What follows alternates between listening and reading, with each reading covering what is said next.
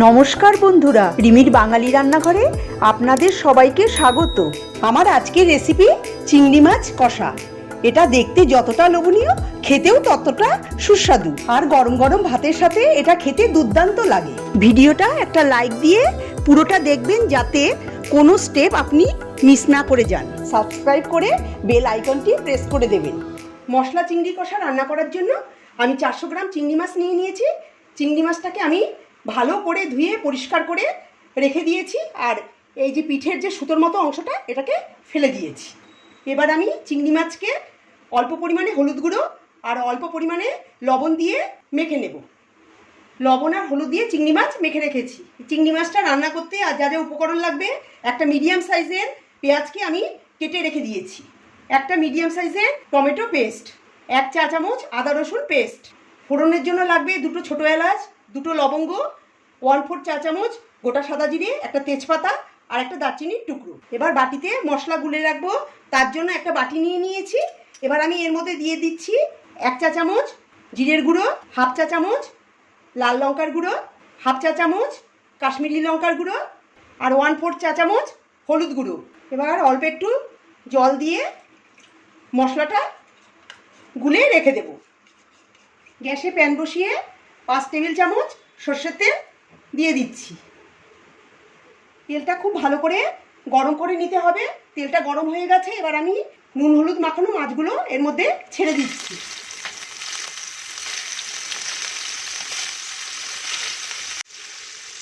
গ্যাসের ফ্লেম মিডিয়ামে করে মাছগুলো আমি হালকা ব্রাউন করে ভেজে নেব।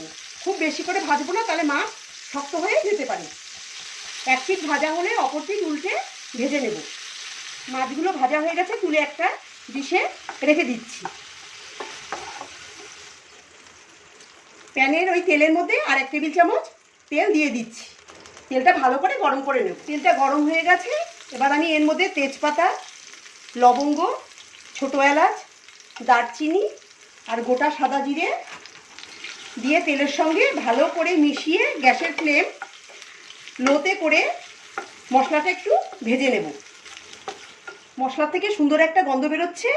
এবার আমি এর মধ্যে পেঁয়াজগুলো দিয়ে দেবো। কেটে রাখা পেঁয়াজগুলো দিয়ে ভালো করে তেলের সঙ্গে মিশিয়ে হালকা ব্রাউন করে ভেজে নেব। পেঁয়াজটা দিয়ে হালকা ব্রাউন করে ভেজে নিয়েছি। দিয়ে দেবো আদা রসুন পেস্ট। পেস্টটা দিয়ে ভালো করে তেলের সঙ্গে মিশিয়ে দেব, আর গ্যাসের ফ্লেম লোতে করে 1 মিনিট ভেজে নেব। আদা দিয়ে 1 মিনিট ভেজে নিয়েছি। এবার টমেটোর পেস্টটা দিয়ে দেব। দিয়ে ভালো করে পেঁয়াজের সঙ্গে আদার সঙ্গে তেলের সঙ্গে মিশিয়ে দেব, আর বাটিতে যে মশলাটা গুলে রেখেছিলাম ওটা দিয়ে দিচ্ছি। মশলা দিয়ে ভালো করে পেঁয়াজের সঙ্গে আদার সঙ্গে মিশিয়ে দেব, আর দিয়ে দেব স্বাদ মতো লবণ। লবণ দিয়ে ভালো করে পেঁয়াজের সঙ্গে মশলার সঙ্গে মিশিয়ে দেব, আর বাটিতে একটু মশলা লেগেছিল, ওটা গুলে জলটা দিয়ে দিলাম। জলটা দিয়ে ভালো করে মিশিয়ে দেব। গ্যাসের ফ্লেম মিডিয়ামে করে 3 থেকে 4 মিনিট মশলাটা কষিয়ে নেব। মশলার গা থেকে তেল বেরোতে শুরু করে দিয়েছে। পেঁয়াজ, টমেটো আর মশলা দিয়ে খুব ভালো করে কষিয়ে নিয়েছি। এবার দিয়ে দেব চিংড়ি মাছ। ভেজে রাখা চিংড়ি মাছগুলো এর মধ্যে দিয়ে দিলাম। চিংড়ি মাছ দিয়ে ভালো করে মশলার সঙ্গে পেঁয়াজের সঙ্গে মিশিয়ে দিতে হবে।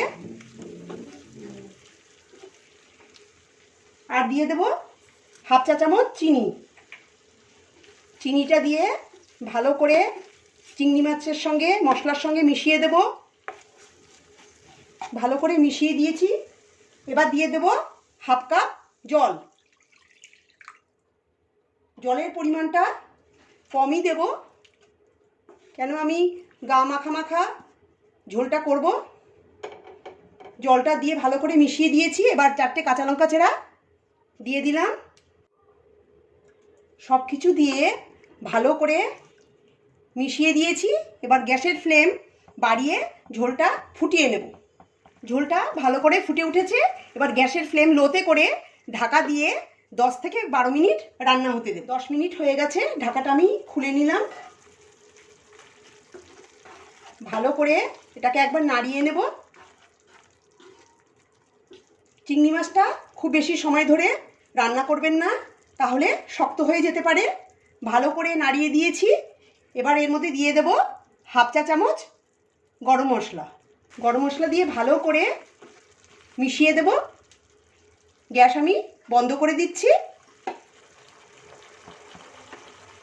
ঢাকা দিয়ে 5 মিনিট রেখে দেব। 5 মিনিট পরে ঢাকা খুললেই তৈরি মশলা চিংড়ি কষা। আমার আজকের রেসিপি যদি ভালো লেগে থাকে তবে কমেন্ট করে জানাবেন। নতুন বন্ধু হয়ে থাকলে আমার চ্যানেলটিকে সাবস্ক্রাইব করার অনুরোধ জানালাম। পাশে থাকা বেল আইকনটি নিশ্চয়ই প্রেস করে দেবেন, তাতে আমি নতুন রেসিপি আপলোড করলেই আপনাদের কাছে নোটিফিকেশন পৌঁছে যাবে।